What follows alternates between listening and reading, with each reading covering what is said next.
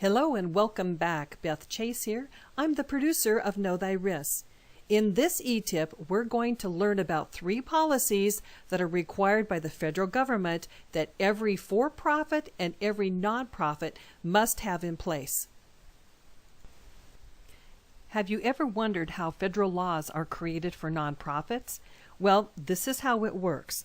Congress passes a law related to nonprofit organizations. Then Congress gives this law to the Department of Treasury. And then the Department of Treasury turns it over to the IRS for implementation and enforcement. This is why the IRS is so engaged in nonprofit activities. So what are the risks if you do not have these policies in place?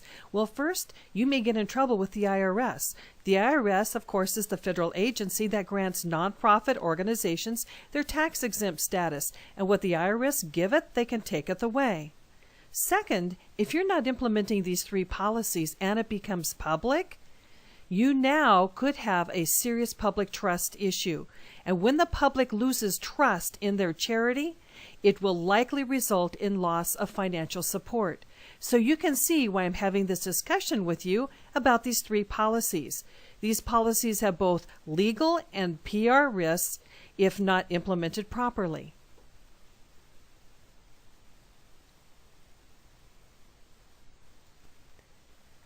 The driving force behind these 3 policies is the Sarbanes-Oxley Act of 2002.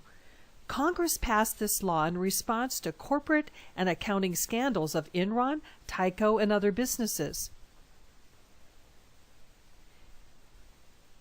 They passed the Sarbanes-Oxley Act to rebuild public trust in America's corporate structure, and let's admit it, nonprofits, historically, well, we've had our own scandals from time to time as well. While nearly all provisions of the Act apply only to publicly traded corporations, there are 2 provisions that apply to all entities, including nonprofit organizations. These 2 provisions address the financial accountability and 3 policies. We're going to take a brief look at these 3 policies today.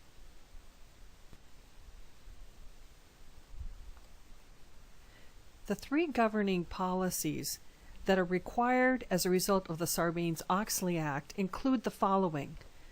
The first one is the whistleblower policy, the second is a conflicts of interest policy, and the third is a document retention policy. Your whistleblower policy should provide protections from retaliation against staff who blow the whistle on illegal or unethical conduct occurring within the organization. The Sarbanes-Oxley Act requires leaders to take all employee or volunteer complaints seriously, investigate the situation, and fix any problems or justify why the corrections are not necessary. Your whistleblower policy should provide step-by-step actions for this. Your document retention policy provides directives for what, how, and when documents will be destroyed. By the way, make sure that your document retention policy includes guidelines for handling electronic funds and text messages. The conflict of interest policy assures that the board and staff function in independent decision-making. Please understand that the IRS does not declare that conflicts of interest should not exist. What the IRS wants is to be assured that the board has established a policy and procedures for how conflicts of interest are to be handled. Your board members should sign annually a document disclosing their real and potential conflicts of interest.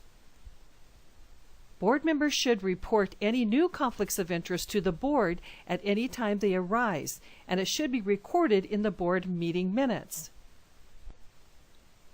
Remember, the 3 policies we discussed here today have legal and public relations risks, so it's important that these policies are implemented and enforced. NIFLA has the best samples of these 3 policies in their legal tips. Simply go to NIFLA's website, log in, and then click on the legal tips page.